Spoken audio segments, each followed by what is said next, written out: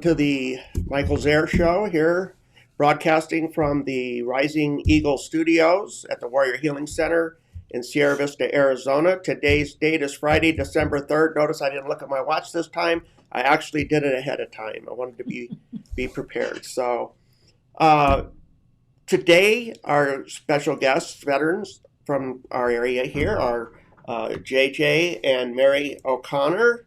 JJ, thank you for joining us. Well, thank you for having me. Mrs. O'Connor, thank you so much for joining us this morning. Uh, the PHC on their T-shirt stands for Purple Heart Cruise. We're going to get into that today and talk about that, as that's an organization that is it's a special organization, as you could tell just by the name.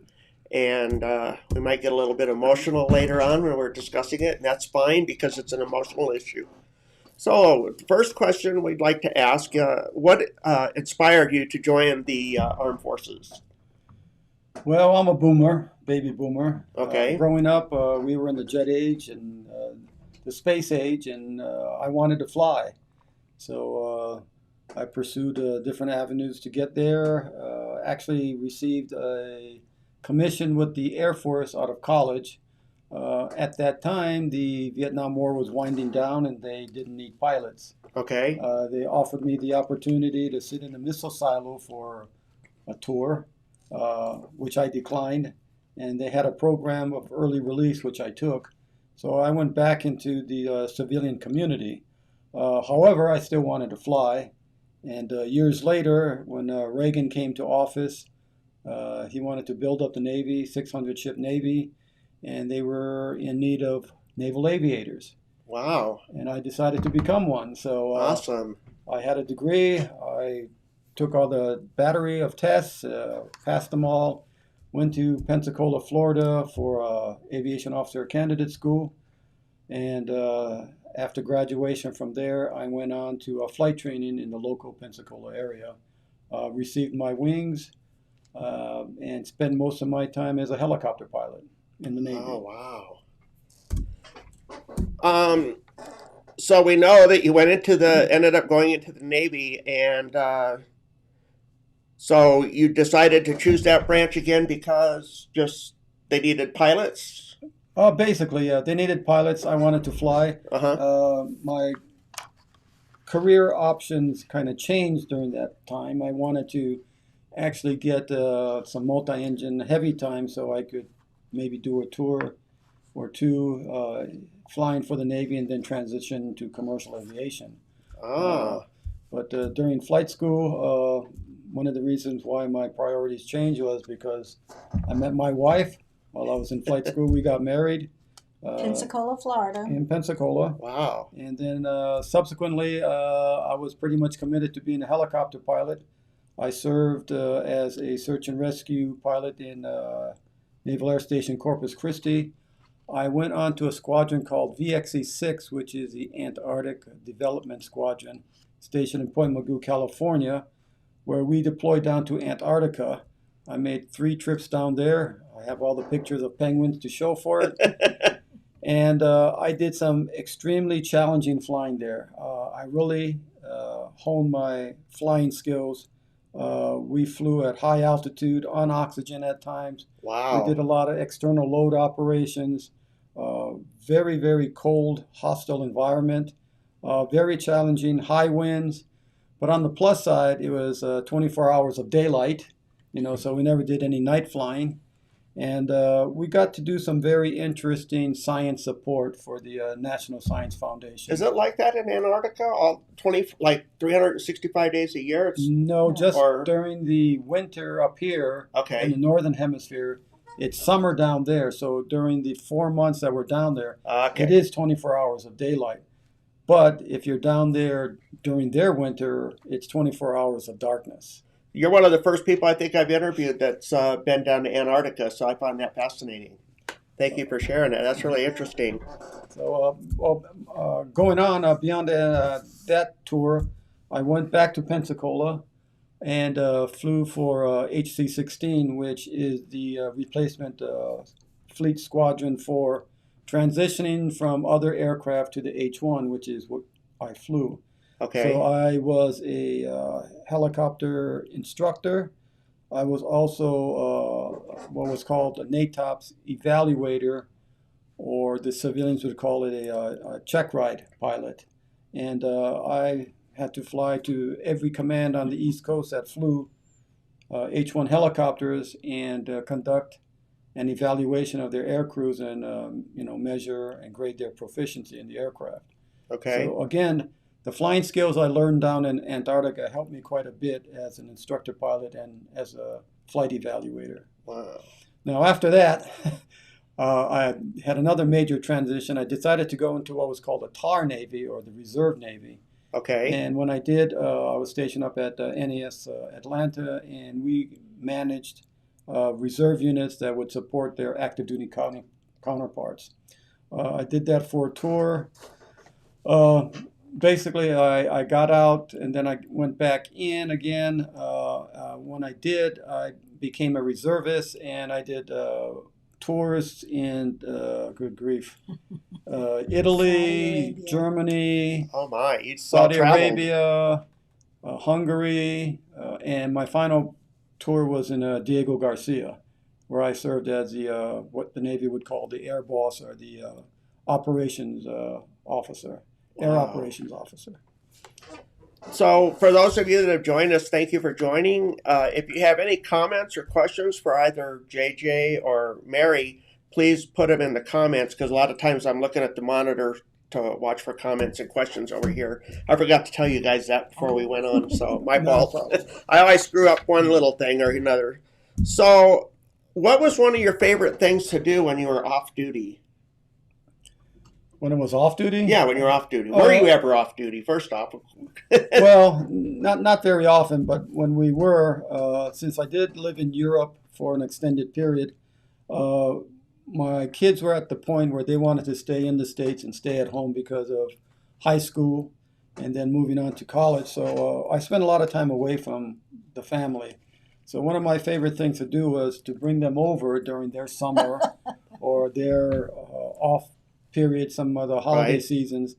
And we would travel around Europe and see obviously very interesting historical and cultural sites all over Europe. So it was an opportunity that was too hard to pass up. So I shared that with my wife and our kids.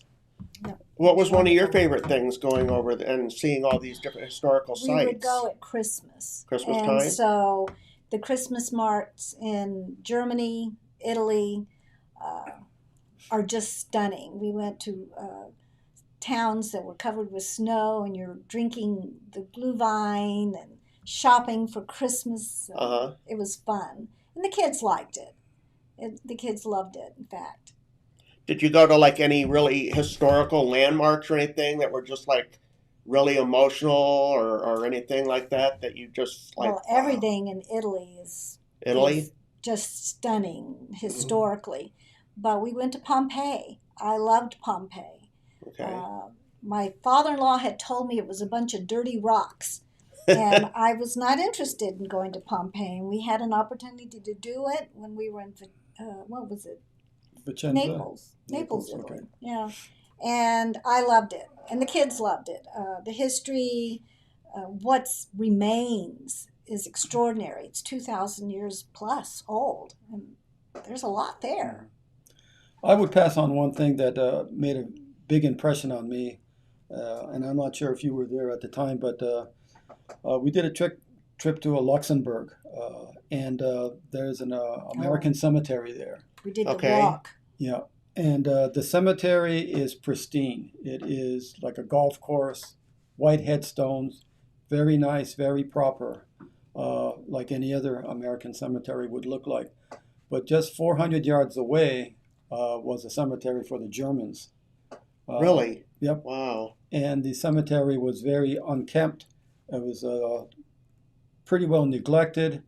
The headstones would have one or two bodies in them, and many of the headstones would say Ein Soldat or Zwei Soldat, which means one soldier or two soldiers. They couldn't even identify who they were. Names. Wow. So, and nobody cared. Yeah, nobody cared back then when it was going on. But after the wall fell down and the German people were able to get more information out of Moscow and other places, they found out where their fathers or grandfathers may have died, and tried to get more information. But it was very sad. It was very moving that on just 400 or 500 yards apart, we have the American victors in their pristine cemeteries, and we have the Germans who are just in a neglected cemetery. Very, very sad. But it did make an impression on me. And obviously, there's a lot of history in Europe that we're not aware of. But obviously, World War II is something that we study, or our fathers or grandfathers have experienced and passed on their experiences to us. So, like I said, it did make a big impression, and I remember it to this day. I would think going to places like where D-Day, where the landing was, where was that, in France? Correct. Yeah. And then like battlefields like the cemetery that you were just talking about, I would think that places like that would just be so moving and so emotional. And yes, it's very somber. Yeah. And in Italy, what how can I ask this question correctly? What kind of sites did they have, like in Italy, or were there any in Italy, like what you were describing? Well, they have one major cemetery at Anzio. There's an American cemetery there for the American dead. But there's, indications of the war that you can see in multiple places. But the real treasure of Italy, I would say, is their history, as the part of the Roman Empire. Obviously, Rome has, some of the best cultural structures from that period, starting with the Colosseum. Yes. And the Pantheon and the Circus Maximus and all of that. It is just so overwhelming to see all of that. And this was, 1,000, 2,000 years ago when the empire was in its prime. So, to see how far we've come makes us sometimes arrogant or whatever, but things that they've built 2,000 years ago are still standing today. Yeah. It's amazing engineering, amazing architecture, probably conducted by some amazing people. Well, I'm a Christian, so I would love, if I ever had a chance to travel over there, I would love to see a lot of the religious sites. I'd love to go to the, Bethlehem and Went to then Vatican. The Vatican should be high on your list. Yeah. It was And beautiful. the artwork and everything that they have there is just, I hear it's just so. Well, one of the things that the Italians did do with their war memorials was to build small chapels and put the names from each village that had died during World War II. So they remembered their dead. They remembered those who served. And you can see indications in northern Italy of where bombs hit and bullets struck buildings. Wow. They didn't repair that because it was a constant reminder of what they had fought for and died for and believed in. It's like they honor their history. We used to do that. And it seems like we're trying to remove some of that, sadly. But I love that about Europe, is the fact that they preserve that, and that's kind of like their... Every little village, you can ride down and see that little monument or memorial. So, Mary, what was it like being a military spouse then while your husband is away so long? What was life like for yourself? It was interesting. I don't think I would look back and say, I wish I hadn't done that. I'm very proud that I was part of his life. And we have 3 children, and they spent as much time with their father as they could. Like he said, we'd go over and visit these interesting places, and they enjoyed that. But I stayed busy raising children. I was active in my church. I sing in the choir, visit parents, family.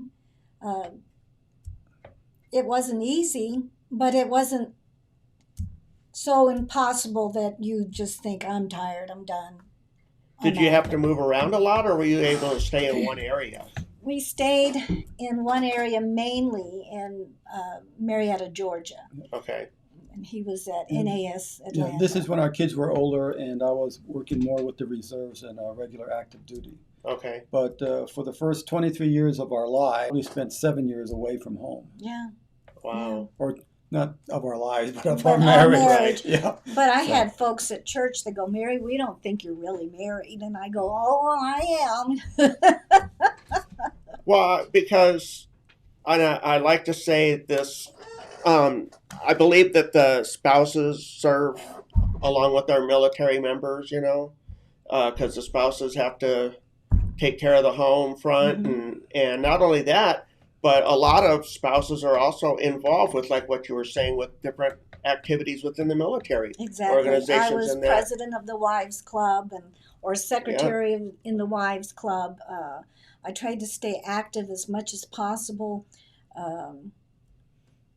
I'm a Pensacola girl. I think I mentioned that. So I was used to the military. My father worked civil service at NAS Pensacola.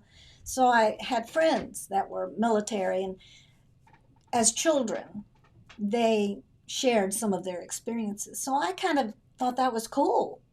Wow. Seeing the different places, the Philippines, Europe, that kind of thing. So I've never got to travel like that. I'm kind of envious. That sounds really great. Well, it may sound good, but I've been to some places where you don't want to go. You don't want to go. Yeah, I can understand that. So, how did you guys end up here in Cochise County? What was that story like? One of my tours was actually here at Fort Huachuca. I was a Navy liaison to the program where they were flying Predator, the drones. Drones, right.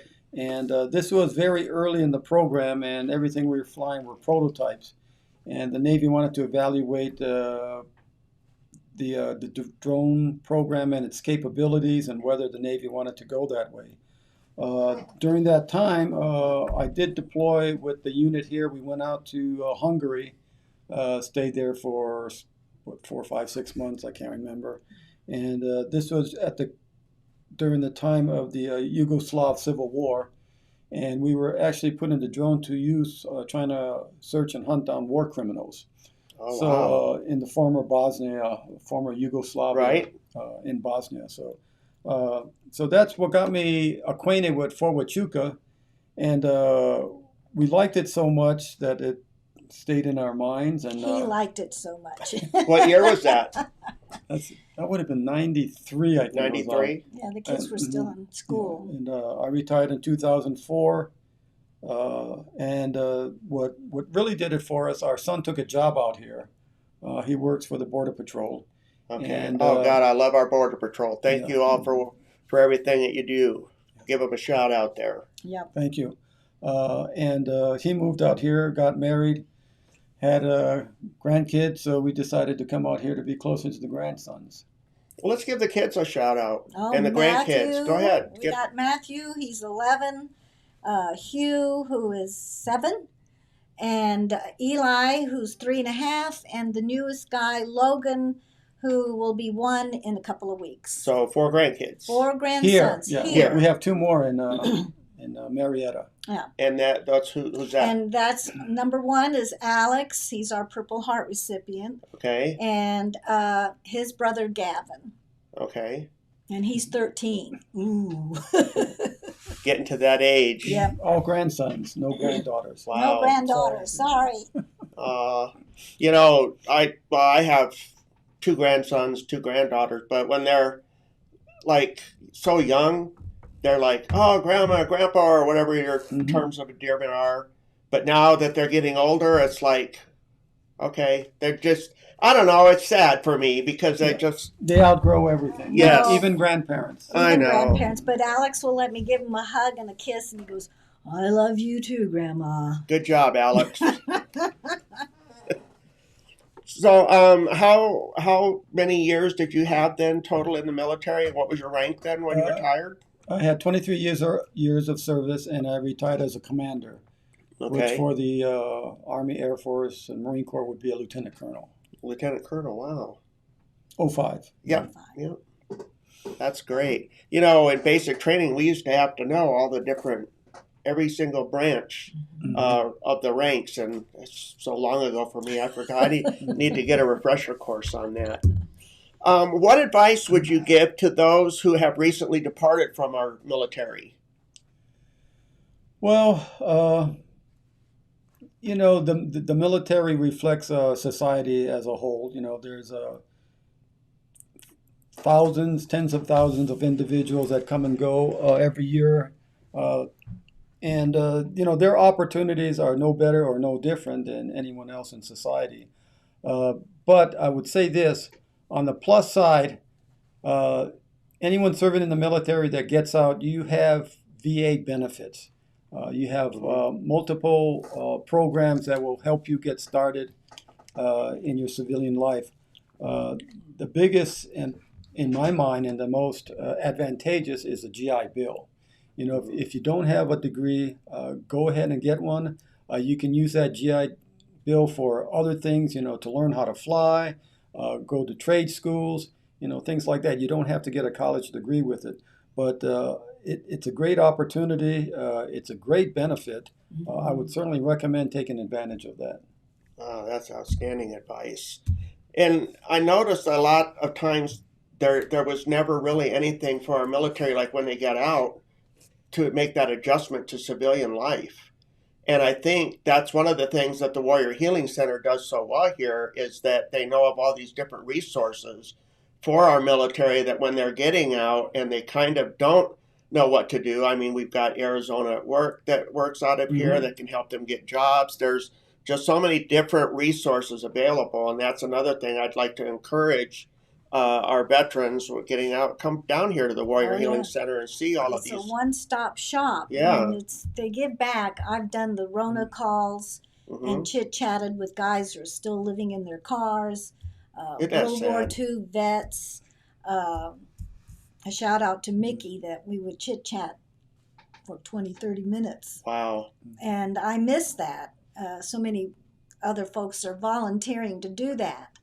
But it is a wonderful opportunity to give back to those who maybe aren't mobile, able to get out of the house, right? Relieve some of their loneliness. Well, thank you for volunteering to do that, because that is making those phone calls. It's not an easy thing. Because the first thing is just getting somebody to pick up, because with all the scammers and everything, someone's going to be leery when they answer the phone, and then after that, and you're trying to make that connection with the person and gain their trust and talk to them. So it's a process. So thank you for doing that. That's very, very interesting. And now this is what we got to get to now is the Purple Heart Cruise, because I know that is just something that's very near and dear to both of your hearts. So if you would, please let the viewers here know exactly what the Purple Heart Cruise is and a little bit about your foundation. Okay, I'll be glad to. First of all, as we mentioned earlier, Alex is our oldest grandson. As a Marine, he went to Afghanistan in, I think, late 2013, about 20 years old, and by mid-January, he was blown up, got wounded very severely, and January the 25th. Yep. So at that time, we got the news from his mom and his dad, and it was very sketchy at first. They were telling us that he had got blown up and his arm was severed and everything else. And after a few days, we got the story corrected a little bit better. He didn't lose his arm. He was injured very severely. They thought they might have to amputate the arm, but they were able to rebuild it. Again, I'll tell you his story as he's told it multiple times.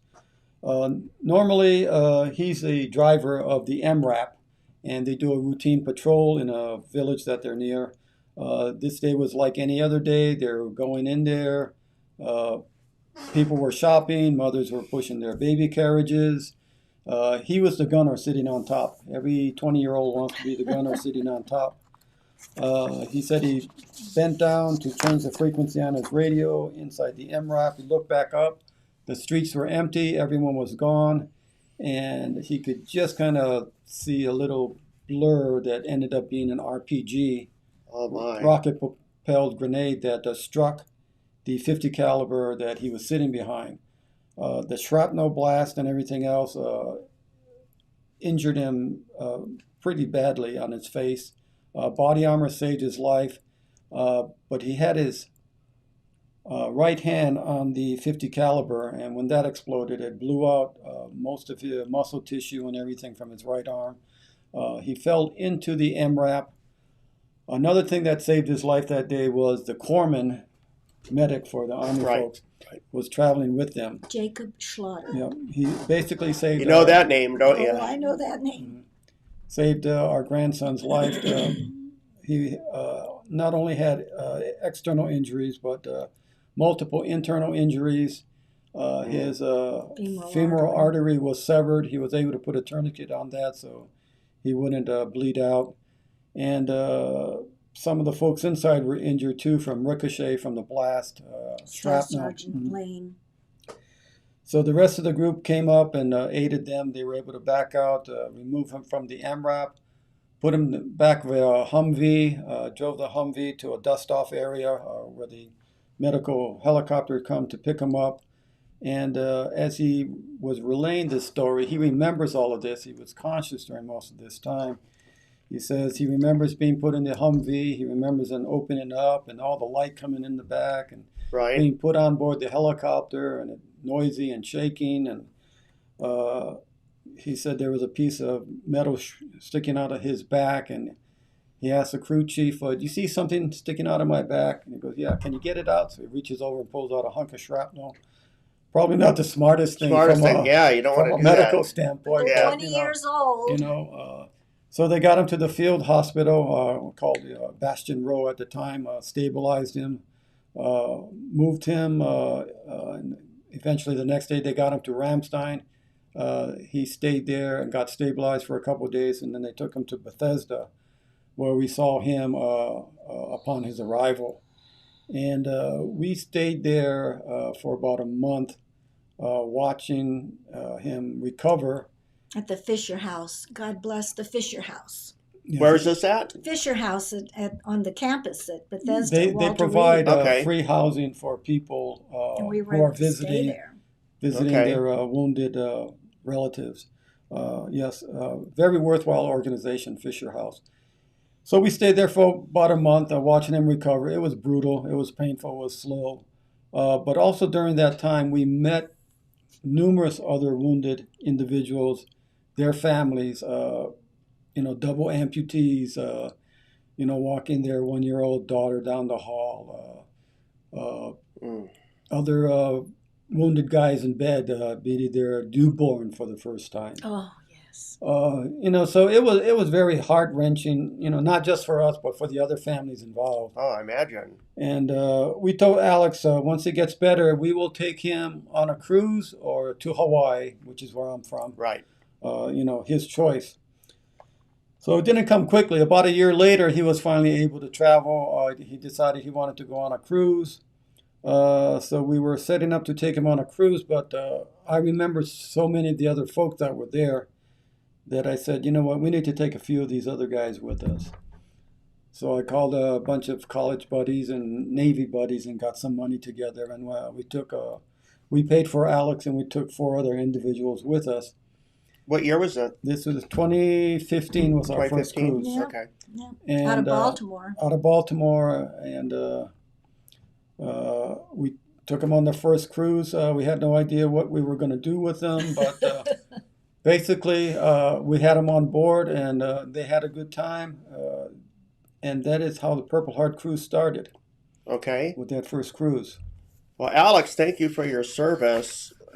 Just wanted to throw that out there because that's a really emotional story. It was extremely emotional for me because at Fisher House, I was right on the campus. So every day I was in the hospital room with Alex. We would just walk there. We'd just walk there, and I heard the exact same story. I was adjusting the radio. I looked up. Everybody was gone, and boom. He told it word for word, verbatim. The doctors said they had never met anyone who could recall, like he did, exactly what happened, which was verified by the others in the cab.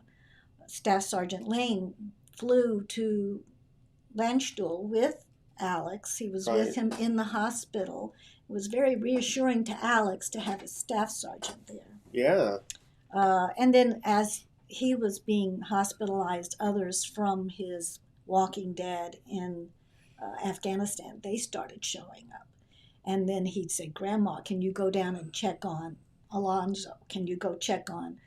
So I was checking on a lot of folks for Alex. And of course, his mom and dad were there. And isn't it interesting what you're saying, though, is that his concern and focus was for others, not himself? Oh, it was. To... It was indeed. And the young guy, Alonzo, I met his mom, who looked like she was just a teenager herself, and the newborn baby that the little bride was carrying and crying. And you don't know what to say. In fact, I had to go to the chaplain myself to say, what do I say? How do I help?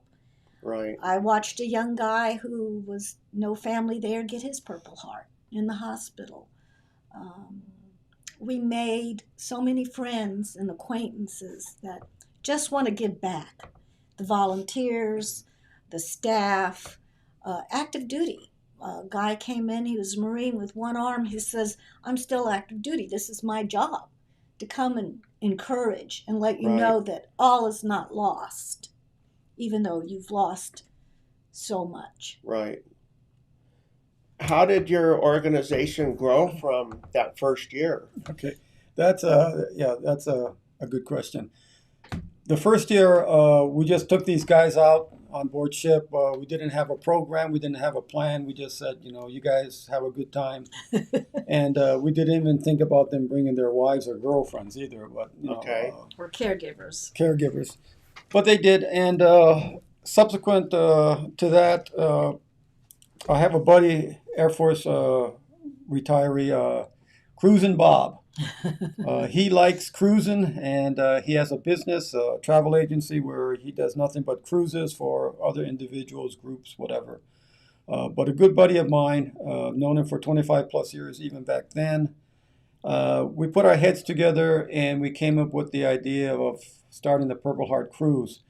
We did the paperwork. We become a nonprofit organization, foundation.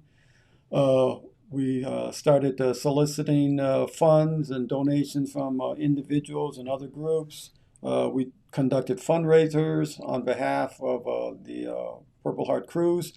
And by the second cruise, we were actually a little bit more organized. We had 10 souls, 10 Purple Heart warriors.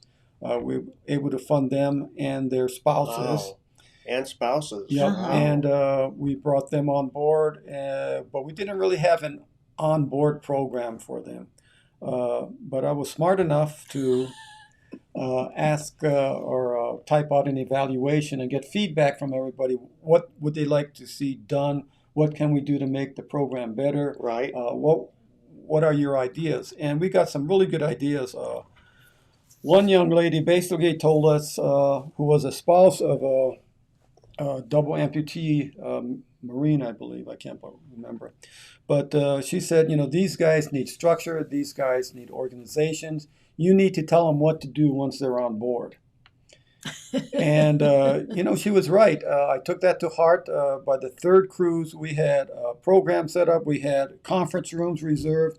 The first 2 days, we conducted seminars for them. We gave them an opportunity to tell their stories, to connect with each other. And it worked out very, very well.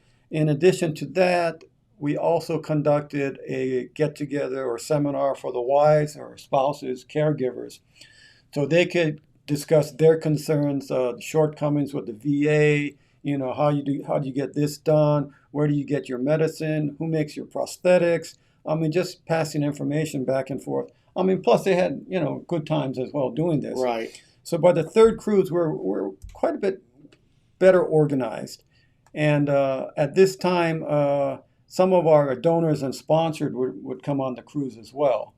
And so they could see what we were doing. We wanted the folks who were donating to us to know what we were doing and that their donations were touching lives. It really was. So we had a seminar on board. We had a welcome aboard briefing. We had developed a program for day-to-day events that were conducted.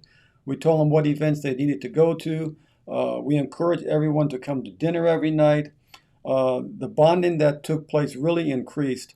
A lot of these guys that went on our earlier cruises are now coming back to cruise with us again on their own dime. Mm-hmm. They liked it so much that they're cruising with us just to be with, and bringing their children, their grandchildren, parents. Wow, that's Oh great. yeah, and they're paying for all of that out of their pocket. But that's how much they love and appreciate, and it's a lot of fun. It's a lot they of have fun. a lot of fun too. And they're seeing folks that they met and made friends with again. Mm-hmm.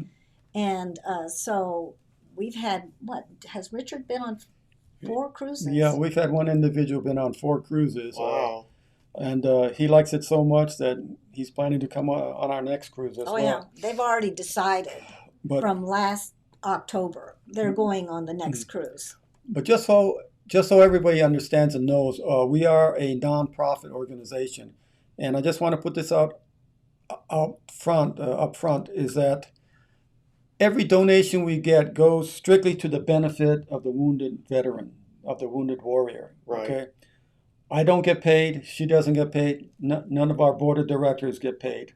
Okay. We pay our own way. Yes, we go on the cruise. We pay our own way. We Okay. pay for our cabin. We pay for the expenses, travel expenses, getting there, getting home. So donations go strictly for the benefit of our wounded warriors. Okay. And if we have any viewers that are watching that would like to donate to your organization, how would they do that? Well, the easiest way would be just to Google purpleheartcruise.com, and there is a donation page on that website. You can also search for us on Facebook, Purple Heart Cruise, and that will provide links to our website as well. So we have multiple donors. They've been very, very generous with us, but we actually have probably hundreds and hundreds of donors that, that are just everyday folks, providing, what they can to give back to $10 adds up, $100 to adds give back up. to the wounded veterans that we support. So along those lines, we've really grown.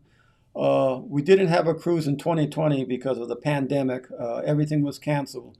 We did just complete a cruise in October, 6 weeks ago or so. 2 months, And it was post-pandemic. It was kind of difficult to do. We had to jump through a lot of medical COVID protocols. Everyone had to be vaccinated. You had to have a negative test result 2 days prior to cruising and other things. But we still had, 28, 29 souls on board. Wow. But that's total. But we had 11 wounded warriors, and all of them brought a spouse, except for one guy who was single. And the mom. Mm-hmm. And we had the seminar on the first day, and by the second day, these guys were coking and joking and yakking and just having a great time. The bonding meshed very easily and very early. And of course, it's a cruise. How can you not have a good time on a cruise? We stop at different ports. They go on port visits, port calls. They do excursions. They go swimming, horseback riding, whatever their ziplining, whatever their interests are, and they tell their stories when they get back. A lot of them buddy up together and go on excursions together, whether it's a bus tour through the city or visiting castles or whatever it may be. So it was very successful. On the last day, we have a farewell party. Generally, it's hosted by Carnival, but again, with this pandemic year, they weren't doing that, but we had it anyway. And it was an opportunity for us, to say farewell to each other.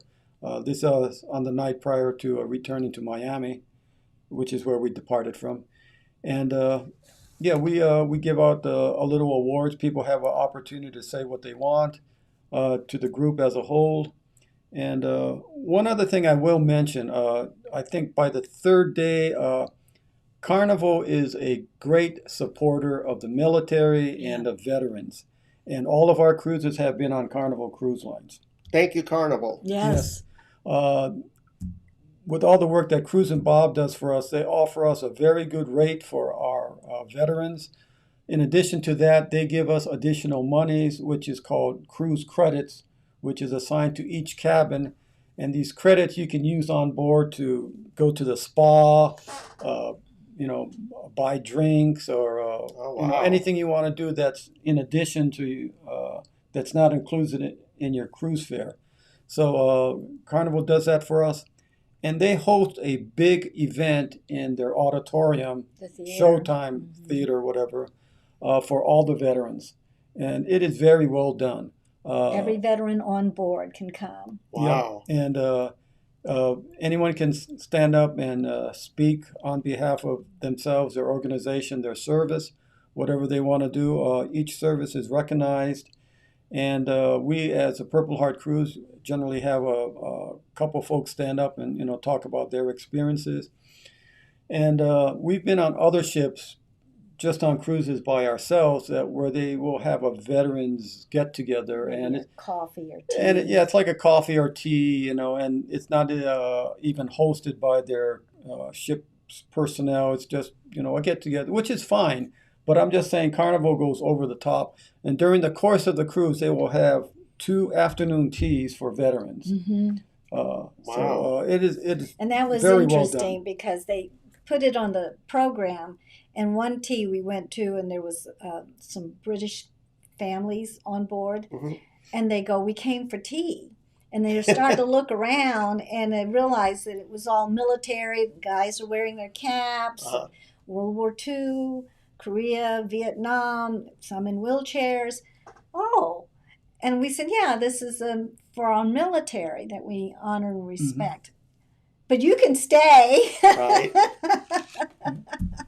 And they enjoyed their tea. It's a lovely tea. What are the ornaments that you have there? Well, when we're on our cruises, we do a goodie bag, and John likes to get things that are donated. And we've had Gary send these caps and stuff like that. Yeah, very and nice. This one right here was made by a lady who started chit-chatting with one of our cruisers on Facebook, because Carnival will open up a chit-chat site so you can get acquainted with either other people that are going to be on your cruise. And Richard said, "I'm going to be on the Purple Heart Cruise with 20 other guys." Right. And this lady said, "Oh, really? Tell me about it." And he did. And this is what she made. I don't sew, knit, crochet. I don't know how this is made. It's an angel. And I love it. It has the Purple Heart. It has the Purple Heart. It's a little wooden Purple Heart. And she's dressed in flag colors. Like a Christmas ornament. And I have these on my Christmas tree. Mm-hmm. And we give a goodie bag to all of our guys from donations that are provided us. Either T-shirts, caps, can openers, bottle opener, anything your company has that has your name on right. it. They donate. Our dentist used to give us chapstick. You need chapstick on a cruise. Yeah. I mean, we've had stuff like coffee from Black Rifle and beef jerky and cookies from Hawaii. Yeah, so there's different companies that will donate to us.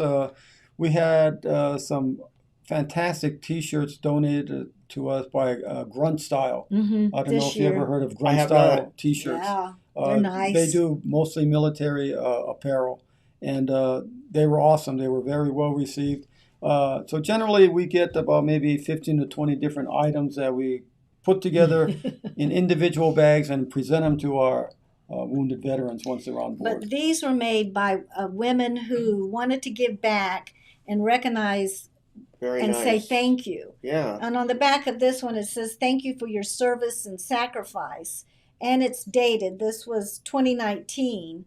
The nurse that comes on our cruise with us, she had a friend that retired Navy going through cancer treatment who wanted to donate, and she donated twice before she passed away. And the lady that made the angel, don't know her from Adam, but she wanted to give back. Mm-hmm. And we'll accept anything like this that's handcrafted, handmade, that you're pouring your heart into.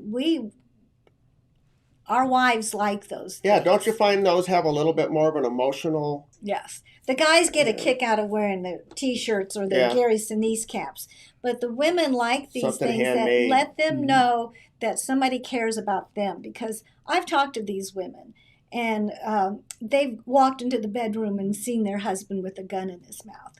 Oh. They've are raising their children sometimes alone, just like I did, and not knowing whether their husband was going to survive. When I was up at Walter Reed, I met those women. I met those moms.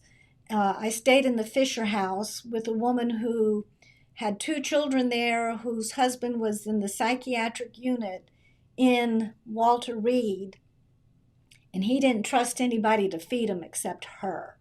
Wow. And she made his meal every day and took it to his room. This is an emotional, heart-wrenching time for these families, and it doesn't just stop after Walter Reed, or it doesn't stop. It's a lifelong. It's a lifetime commitment, and a lot of these wives and a lot of the husbands, they bail out and they move on. And so any token of appreciation that these women get, they really do appreciate it. I appreciate it as a mother, as a wife, as a grandmother of a Purple Heart recipient. It means the world to me too. I may also add that while on the cruise, a lot of the spouses have husbands that are pretty severely wounded or limited or in wheelchairs or whatever. And, they're the ones that provide 24/7 support for their spouse.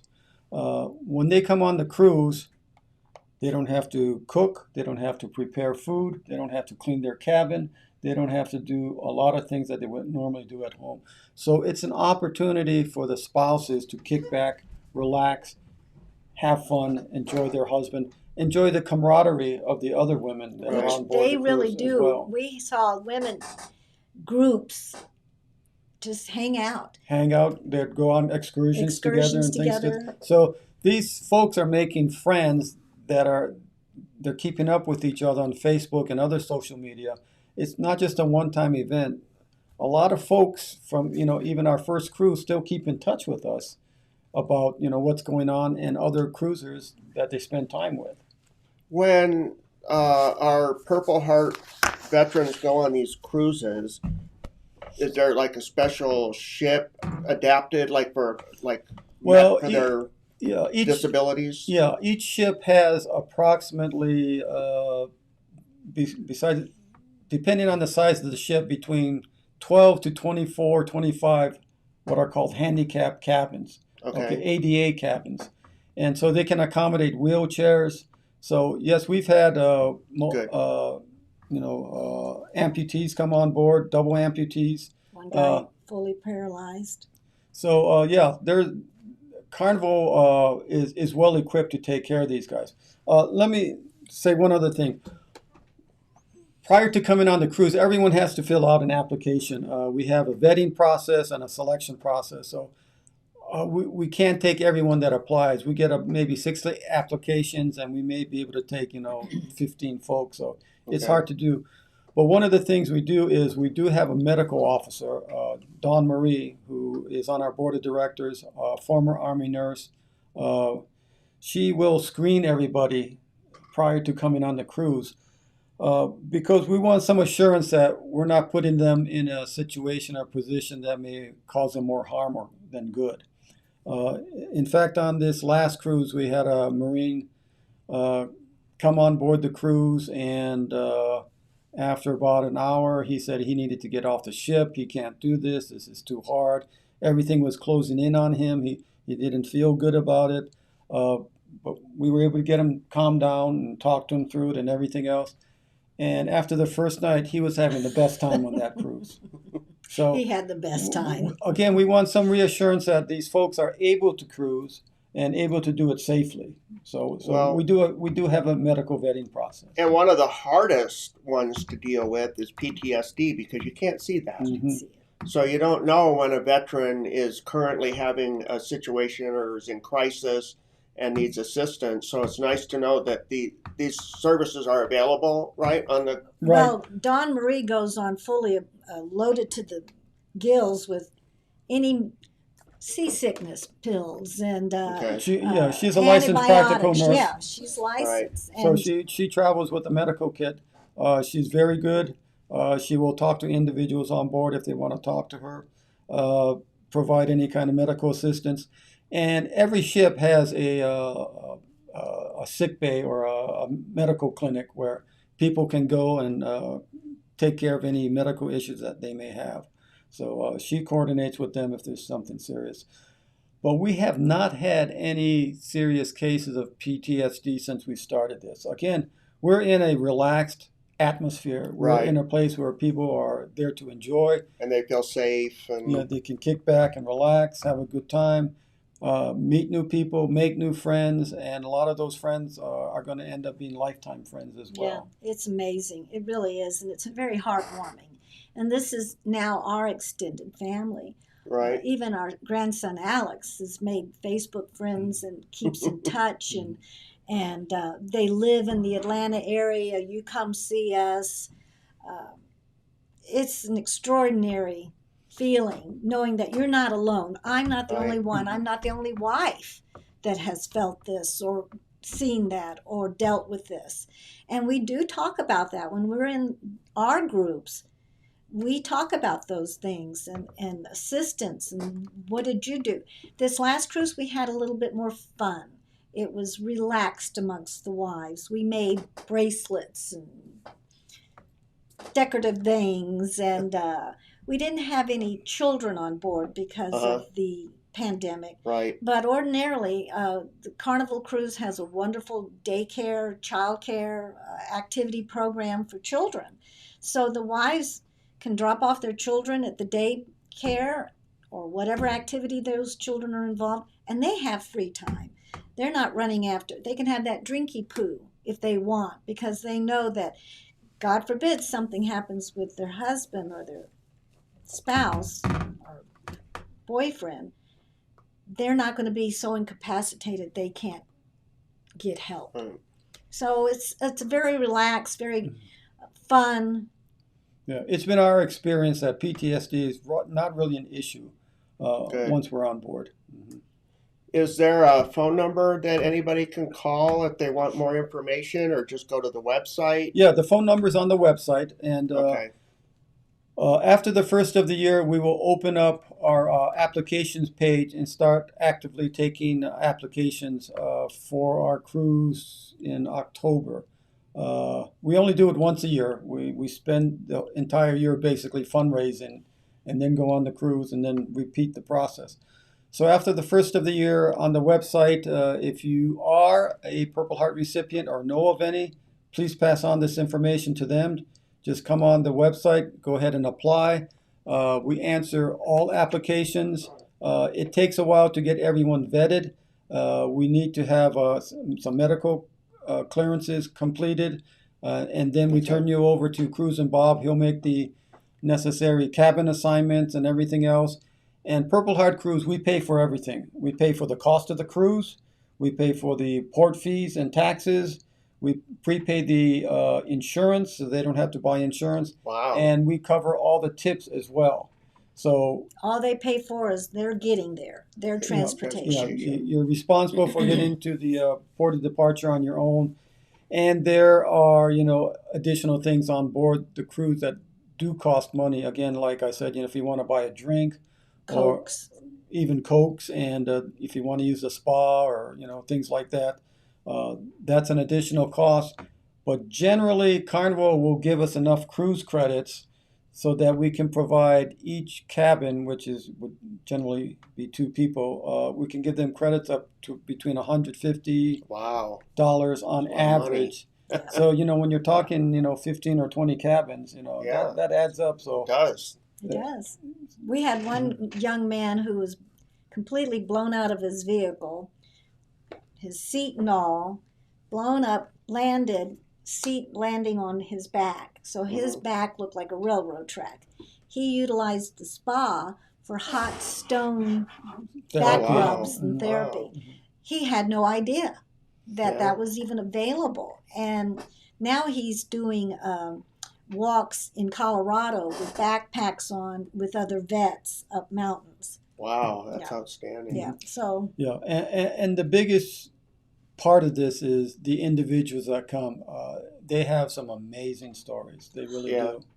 And Well, I mean, the camaraderie, that's a big thing oh, for it the is. military. Yep, it is. So, And like I said, this group meshed very well They sure did. by the second day. I mean, the Army guys were giving the Marine guys a hard time, and vice versa. And they were getting competitive about things, and pushing and shoving, coking and joking. Just having a great time. So I could just step back and just watch it. Well, we've had a chaplain on board in the past, so there's that available.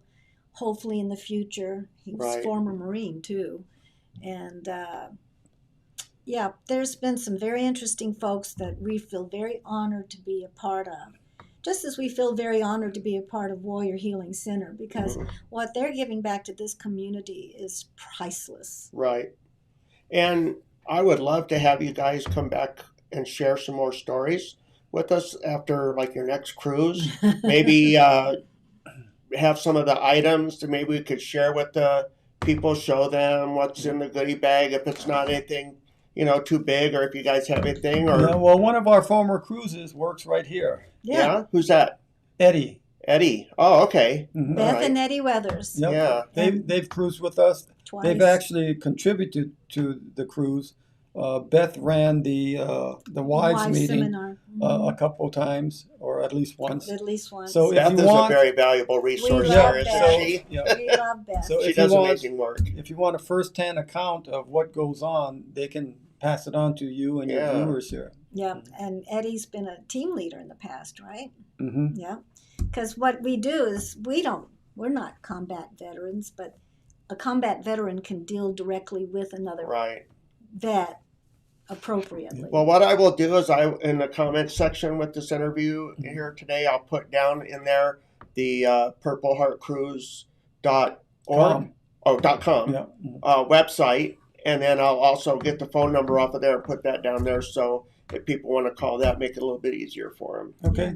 All right. Mhm. Thank you both for coming Well, in wait. and joining. Oh, Not just yet. not just yet. We wanted to thank you. Oh, We want to thank you for allowing us to come on the show. oh, And my pleasure. we have this Purple Heart shirt we want to pass to you. Show You guys that. don't get to see the backside, but that's the backside there. I will So- wear it proudly. So hope you enjoy this. Hope it's the right size. Yeah. If not, you can exchange it for We the know correct where they size. can get some Okay. more. So thank you Well, again. thank you. I got a few quick announcements here. If you guys can hang with me for just Sure. a couple more minutes, and then No we'll. problem. All right. Thank you. I wasn't expecting that. It was so kind of you. Thank you. A couple of upcoming events this week that we have going on here at the Warrior Healing Center. I just got a little emotional there. Sorry. It's okay. Thank I'm you. always emotional. So starting today at 1,100 hours, going to 1,600 hours, they're having the Hot Soup Friday, which is something that they're just starting this month, and it just sounds starting. like it's going to be pretty good. I hope so. So come on down and join us for some hot soup. If I remember the article that I was reading that Beth posted, there's going to be bread that they're offering too. So come on down and enjoy some camaraderie, some hot soup, and some bread right here at the Warrior Healing Center today, We're there. 11 to Yeah. 1,600 hours. Oh yeah. Also on Saturday, the Velo Vets Sierra Vista group ride, they're going to meet at Pueblo del Sol Country Club parking lot. That's going to start at 1,000 hours tomorrow. We have the 5 Treasures of Qigong, which will be on Monday, and that starts at 17:30 and goes to 18:30 hours. And then on Tuesday, December 7th, starting at 0900 and going to 1,200 hours, then taking a break and then coming back and going from 13 to 1,600 hours, is the 'Tis the Season Healing with Art Winter Wonderland 2.0. Ooh. So that sounds really interesting. It's open to veterans and spouses. And that's also So- Pearl Harbor Day. It is, yes, December 7th, that's right. Also, December 7th, starting at 1,800 hours, going to 1,900 hours for those of you that have fur babies out there, the Hero Paws Service Animal Support Group will be meeting here at the Warrior Healing Center. And a couple more. On Wednesday, December 8th, starting at 1500 hours, is 'Tis the Season Quilts of Valor. That's at the Warrior Healing Center. They're giving out quilts of honor to some of our local veterans here, recognizing them for their service. I'm going to be one of those honored, and I was like just touched. I was like, what have I done to earn such an honor like that? So Terry Penny, thank you, Terry. She called me and talked me through that, so I felt a little bit better about that. It's easy when you're giving. Receiving seems to be more it's very difficult for people. And on Thursday, we have December 9th, starting at 1000 hours, 'Tis the Season Christmas Ornaments with Cheryl. And that will be here at the Warrior Healing Center main conference room, and it's open to veterans and veteran families. And last but not least, we have Sunday, December 12th, starting at 1300 hours, going to 1600 hours, 'Tis the Season Gingerbread Houses. Going to be making gingerbread houses here at the Warrior Healing Center main conference room. This is open to children and veterans. Kids, please bring a veteran, it says right here. Not veterans bring a kid, it's kids bring a veteran. Mary, JJ, thank you again so much for your time and everything that you do with the Purple Heart Cruises and what you do for the community and volunteering that you do here at the Warrior Healing Center. It's noticed by a lot of people. Well, thanks for having us. Thank you. Yeah, thank you. All right, everybody. I will see you next Friday. Until then, everybody have a good weekend. Talk to you later. Bye-bye. Bye.